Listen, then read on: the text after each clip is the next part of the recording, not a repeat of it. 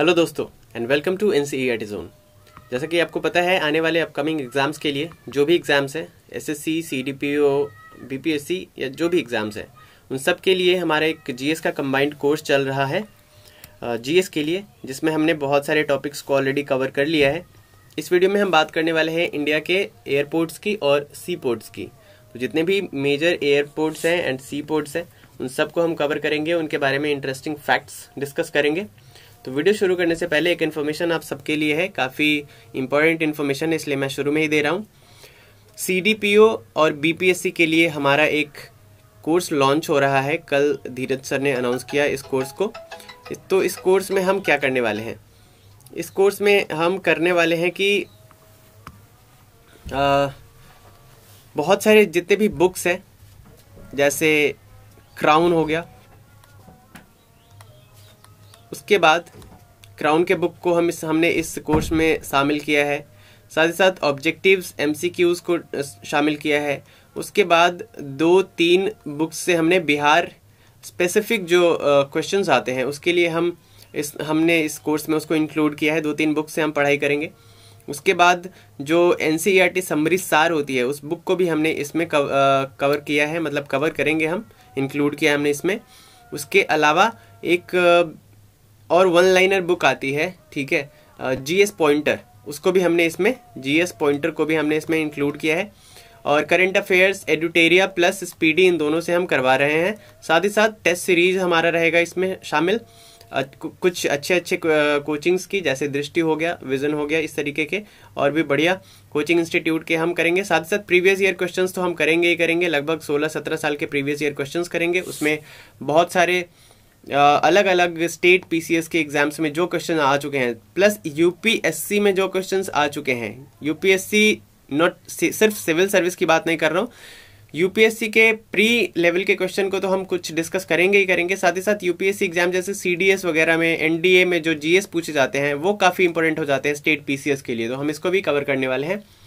इसमें बहुत सारी और भी फीचर्स हैं। हमने इसमें जूम कॉल को भी फीचर किया है। जूम कॉल मतलब वीक में या 10 दिन 15 दिन पे एक जूम कॉल होगा, जिसमें परफॉर्मेंस हम एड्रेस करेंगे लोगों का, जितने भी स्टूडेंट्स होंगे उनका। साथ ही साथ उनके प्रॉब्लम्स को हम समझने की कोशिश करेंगे और उसको दूर करने की कोशिश करेंगे। उसके अलावा टेलीग्राम स्पेसिफिक एक चैनल है, जिसमें सिर्फ और सिर्फ वही स्टूडेंट्स रहेंगे जो कि इस कोर्स को परचेज करेंगे, और सिर्फ वही उसमें शामिल होंगे। प्लस कोई अपना मान लीजिए किसी ने अपना प्रॉब्लम वहाँ पे शेयर किया, तो हम तो करेंगे ही करेंगे उस प्रॉब्लम को सॉल्व करने की कोशिश। साथ ही साथ जितने भी स्टूडेंट्स हैं वो भी कोशिश कर सकते हैं। तो इससे क्या होगा, एक हेल्दी माहौल क्रिएट होगा, कॉम्पिटिटिव हेल्दी कॉम्पिटिशन का माहौल क्रिएट होगा। प्लस ललक रहेगी स्टूडेंट्स में कि मुझे करना है, मुझे इस बार करना ही करना है। तो बहुत ही ज़्यादा बेनिफिशियल होने वाला है आपके लिए ये कोर्स हम जो कर रहे हैं 1 फेब के पहले 1 फरवरी तक अगर आप इस कोर्स को परचेज कर लेते हैं, तो 1199 का ये कोर्स आपको पड़ रहा है।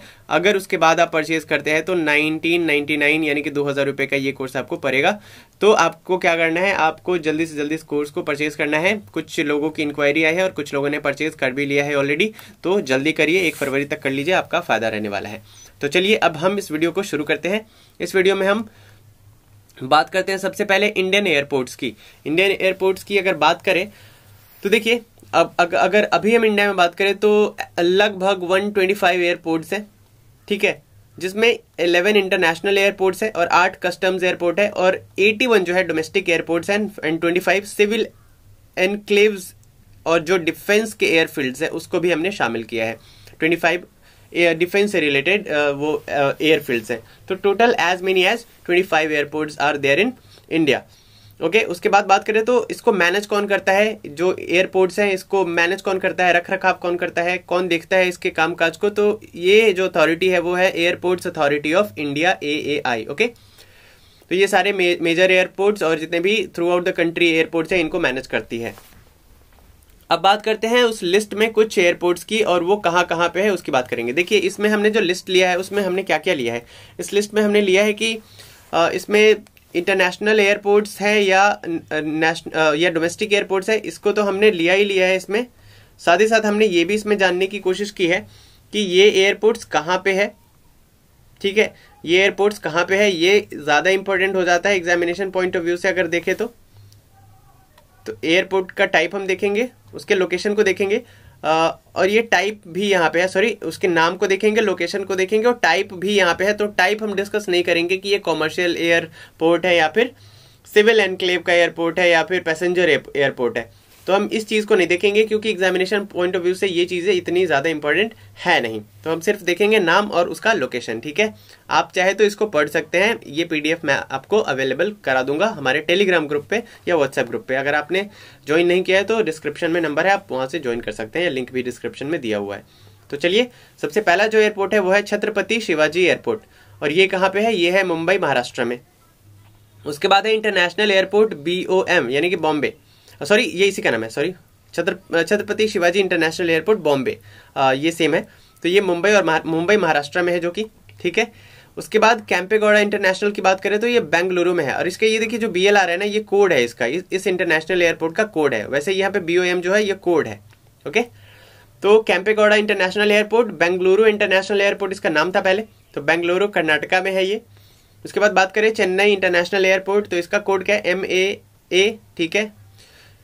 और चेन्नई का नाम पहले मद्रास था, तो मद्रास से MAA लिया गया है। ये चेन्नई में है, तमिलनाडु में आता है चेन्नई, चेन्नई की राजधानी है, तमिलनाडु की राजधानी है चेन्नई। उसके बाद बात करें हम नेताजी सुभाष चंद्र बोस इंटरनेशनल एयरपोर्ट की, इसका कोड है CCU और ये कोलकाता वेस्ट बंगाल में है। उसके बाद चौधरी चरण सिंह इंटरनेशनल एयरपोर्ट लखनऊ में है और इसका जो कोड है LKO है, ये लखनऊ उत्तर प्रदेश में है। श्री गुरु रामदास जी इंटरनेशनल एयरपोर्ट की बात करें तो ये अमृतसर पंजाब में है, और ये सिख गुरु श्री गुरु रामदास जी के नाम पे लिखा गया है। ATQ इसका कोड है, ATQ। अब उसके बाद बात हम करें तो विशाखापट्टनम एयरपोर्ट। अभी देखिए विशाखापट्टनम एयरपोर्ट कहाँ पे है? तो देखिए विशाखापट्टनम इंटरनेशनल एयरपोर्ट का जो कोड है वो है VTZ, ठीक है, VTZ या Z। विशाखापट्टनम में है, कहाँ पे? आंध्र प्रदेश में आता है। कन्नूर इंटरनेशनल एयरपोर्ट की बात करें तो इसका कोड है CNN और ये कन्नूर केरला में आता है। सूरत international airport STV Surat Gujarat में है। Devi Ahilyabai Holkar airport, Devi Ahilyabai Holkar airport IDR इसका कोड है और ये इंदौर मध्य प्रदेश में है। कोचीन इंटरनेशनल एयरपोर्ट की बात करें तो COK इसका कोड है और कोच्चि केरला में ये है। सरदार वल्लभ भाई पटेल इंटरनेशनल एयरपोर्ट कहाँ पे है? अहमदाबाद गुजरात में है। इंदिरा गांधी इंटरनेशनल एयरपोर्ट कहाँ पे है? दिल्ली में है। वहीं पे बात करें डैबोलिम एयरपोर्ट की तो ये गोवा में है। पुणे एयरपोर्ट पुणे महाराष्ट्र में है। तिरुवनंतपुरम इंटरनेशनल एयरपोर्ट कहाँ पे है? तिरुवनंतपुरम केरला में है, ठीक है। उसके बाद आगे बढ़ते हैं।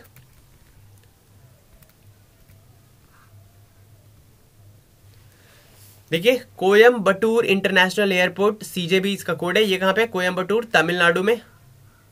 कलिकट इंटरनेशनल एयरपोर्ट है कलिकट केरला में। बिज्जू पटनायक इंटरनेशनल एयरपोर्ट है भुवनेश्वर ओडिशा में। उसके बाद बात करें लोकप्रिय गोपीनाथ क्या है? Bordoloi international airport. बारदोलोई सत्याग्रह आपने पढ़ा होगा, तो वही है। गोपीनाथ इंटरनेशनल लोकप्रिय गोपीनाथ बारदोली इंटरनेशनल एयरपोर्ट, ये कहाँ पे है? तो ये गुवाहाटी असम में है।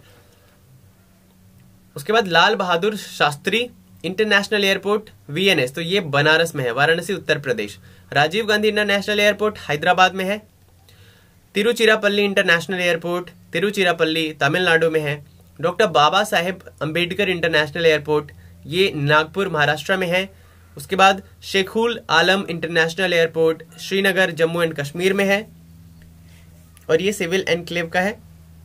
तो ये टाइप आप पढ़ सकते हैं, टाइप हम नहीं यहाँ पे डिस्कस कर रहे हैं।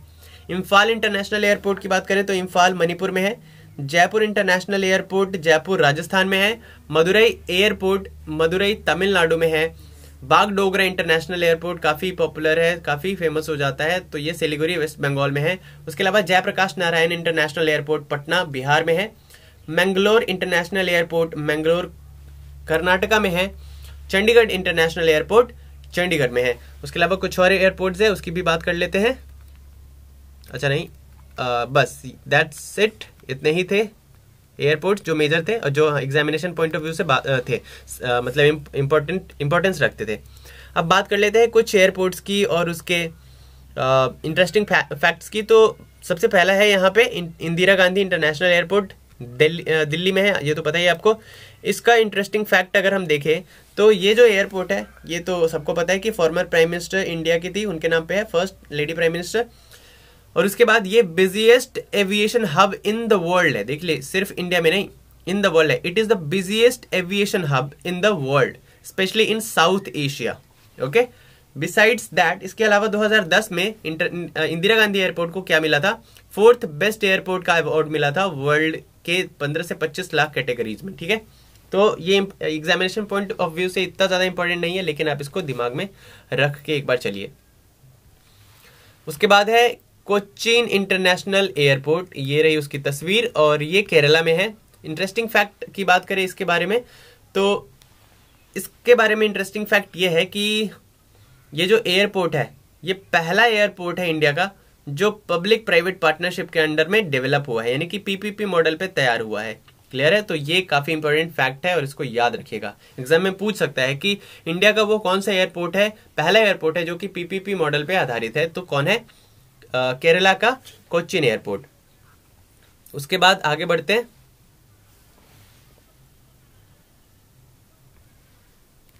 नेताजी सुभाष चंद्र बोस इंटरनेशनल एयरपोर्ट कोलकाता में है और इसकी खास बात यह है कि इसको पहले बोला जाता था डमडम एयरपोर्ट। ठीक है, इससे पहले नेताजी सुभाष चंद्र बोस एयरपोर्ट का नाम पहले क्या था? Dumdum airport. Chhatrapati Shivaji international airport की बात करें तो मुंबई में है और इसको पहले साहर इंटरनेशनल एयरपोर्ट के नाम से जाना जाता था। किसके नाम से? साहर इंटरनेशनल एयरपोर्ट के नाम से जाना जाता था। इसके अलावा बेस्ट इंप्रूव्ड एयरपोर्ट का अवार्ड इसको 2014 एंड 15 में मिला था। केम्पेगौड़ा इंटरनेशनल एयरपोर्ट की बात करें तो जैसा मैंने बताया बेंगलुरु में है और इसको पहले बेंगलोर इंटरनेशनल एयरपोर्ट के नाम से, बेंगलोर नेशनल एयरपोर्ट के नाम से जाना जाता था, लेकिन इसको रीनेम कर दिया गया 2009 में। इसका नाम केम्पेगौड़ा इंटरनेशनल एयरपोर्ट रख दिया गया, इंटरनेशनल एयरपोर्ट ये बन गया। इसके बाद इसके बारे में इंटरेस्टिंग फैक्ट ये है कि ये जो एयरपोर्ट है कर्नाटका का पहला फुल्ली सोलर पावर्ड एयरपोर्ट बन गया है और ये किसके द्वारा बनाया गया है? क्लीन मैक्स सोलर के द्वारा बनाया गया है। उसके अगर दूसरे पॉइंट की बात करें तो इसका जो नाम रखा गया है केम्पेगौड़ा, ये बेंगलोर के संस्थापक थे, बेंगलोर के फाउंडर थे केम्पेगौड़ा, उनके नाम पे केम्पेगौड़ा इंटरनेशनल एयरपोर्ट का नाम रखा गया है। अब हम बात करते हैं सी पोर्ट्स इन इंडिया की, भारत के बंदरगाहों की बात करते हैं। तो बंदरगाहों की अगर बात करें तो देखिए इंडिया जो है इस यहाँ पे 7,516.6 किलोमीटर्स ऑफ सी शोर है, यानी कि समुद्री किनारों की बात करें, समुद्रीय तट की बात करें तो इंडिया में लगभग 7,516.6 किलोमीटर्स क्या है? सी शोर है और ये one of the biggest peninsulas in the world है। तीनों तरफ से पानी से घिरा हुआ है इंडिया, तो पेनिनसुला कहते हैं इसको। तो ये one of the biggest peninsulas in the world है। उसके बाद यहाँ पे मेजर पोर्ट्स की बात करें तो 13 to 14 मेजर पोर्ट्स है, 13 मेजर पोर्ट्स है, around 200 notified minor and intermediate ports है। तो बहुत सारे पोर्ट्स यहाँ पे, मेजर पोर्ट्स 13 है और 200 के आसपास छोटे मोटे और नोटिफाइड पोर्ट्स है। महाराष्ट्र 48 डॉक्स के साथ नंबर 1 पोजीशन पे है, यानी कि आपसे एग्जाम में पूछा जाए कि सबसे ज्यादा कहाँ पे maximum number of non major ports है तो वो है महाराष्ट्र में लगभग 48। उसके बाद आता है गुजरात का स्थान जहां पे 42 डॉक्स है और उसके बाद अंडमान एंड निकोबार में लगभग 23 डॉक्स है। ठीक है, चलिए उसके बाद हम बात करें अगर तो इसका रख रखाव कौन करता है, देखभाल कौन करता है? तो जो सेंट्रल गवर्नर है शिपिंग मिनिस्ट्री वो टेक केयर करती है इन मेजर पोर्ट्स का, और जो माइनर एंड इंटरमीडिएट पोर्ट्स है ना, तो जिस भी स्टेट में है वहां की स्टेट गवर्नमेंट या कोस्टल स्टेट्स जो है तो वो स्टेट वहां के पोर्ट्स की रख रखाव करती है। और मेजर पोर्ट्स है उसका रख रखाव कौन करती है? तो शिपिंग मिनिस्ट्री जो है सेंट्रल गवर्नमेंट की वो करती है। अब बात कर लेते हैं उन मेजर पोर्ट्स की और वो कहाँ पे है, कब बने थे और उनका कोस्ट क्या है, वेस्टर्न कोस्ट पे है या ईस्टर्न पे है, उनकी भी बात कर लेते हैं। तो देखिए सबसे पहला जो मेजर पोर्ट हमारे सामने है वो दीनदयाल मेजर पोर्ट है, सॉरी हाँ क्या है, दीनदयाल सी पोर्ट है। ये कहाँ पे है? ये गुजरात में है। 1950 में बिल्ट बना था और ये वेस्टर्न कोस्ट पे है। गुजरात तो आपको पता ही है। मुंबई भी वेस्टर्न कोस्ट पे है, मुंबई महाराष्ट्र में आता है, मुंबई पोर्ट कहाँ पे आएगा, महाराष्ट्र में, और 1870 में ये बना था। जवाहरलाल नेहरू सी पोर्ट जो है वो महाराष्ट्र में आता है, 1989 में बन के तैयार हुआ था और वेस्टर्न कोस्ट का है। मोरमू गोवा की बात करें तो गोवा में आता है, 1888 में बना था और वेस्टर्न कोस्ट पे है। मैंगलोर सी पोर्ट है कर्नाटका में और ये वेस्टर्न पे है, 1974 में बन के तैयार हो गया था। कोचिन एयरपोर्ट की बात करें तो केरला में है, ये भी वेस्टर्न कोस्ट पे है। कोचिन सी पोर्ट की बात करें तो केरला में है और वेस्टर्न कोस्ट पे है और 1926 में ये बन के तैयार हुआ था। हल्दिया सी पोर्ट की बात करें तो वेस्ट बंगाल में है, 1967 में बना था और ईस्टर्न कोस्ट पे है। तो कोस्ट जानने में तो कोई दिक्कत है ही नहीं, जो वेस्ट के स्टेट्स है वो ऑब्वियस सी बात है कि वेस्टर्न कोस्ट पे आएंगे और जो ईस्ट के स्टेट्स है वो ईस्टर्न कोस्ट पे आएंगे। पैराडीप सी पोर्ट की बात करें तो ओडिशा में है, 1962 में ये बना था और ईस्टर्न कोस्ट पे है।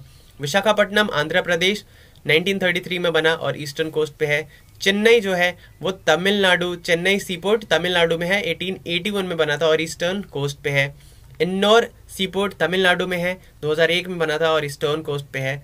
तूतीकोरिन सी पोर्ट की बात करें तो तमिलनाडु में है, 1974 में बना और ईस्टर्न कोस्ट पे है।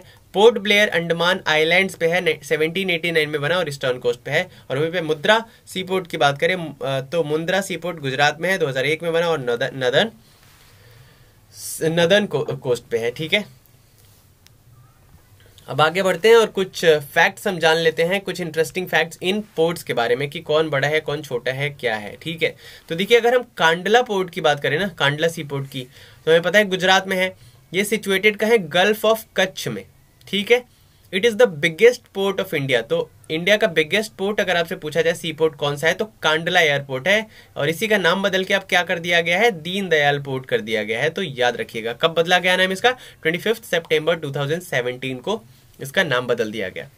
वहीं पे बात करें मोरमोगोआ पोर्ट की, तो ये फॉरमोस्ट आयरन और एक्सपोर्टिंग पोर्ट है। मतलब आपसे पूछा जाए कि सबसे ज्यादा आयरन और कहाँ से एक्सपोर्ट होता है, कौन से सी पोर्ट से एक्सपोर्ट होता है, तो आप कहेंगे मोरमोगोआ पोर्ट, जो कि कहाँ पे, गोवा में है। पेनम्बूर पोर्ट की बात करें तो ये इसका जो लोकेशन है, ये न्यू मैंगलोर पोर्ट भी कहा जाता है इसे। ठीक है, उसके अलावा it is an all season port, ये हर सीजन में चलता रहता है, ठंडी गर्मी बरसात कुछ भी हो, ये हमेशा ये पोर्ट खुला रहता है। उसके बाद पारादीप पोर्ट की बात करें तो ये आर्टिफिशियल है, यानी कि ह्यूमन मेड पोर्ट है, आर्टिफिशियल है और ये डीप वाटर पोर्ट भी है इंडिया का। तो अगर आपसे पूछा जाए कि डीप वाटर पोर्ट कौन सा है या आर्टिफिशियल पोर्ट कौन सा है, तो आप क्या बताएंगे, आप बताएंगे पारादीप पोर्ट। ठीक है, चलिए उसके बाद बात करते हैं हम एन्नोर पोर्ट की बात करते हैं। एक सेकेंड रुक जाइएगा।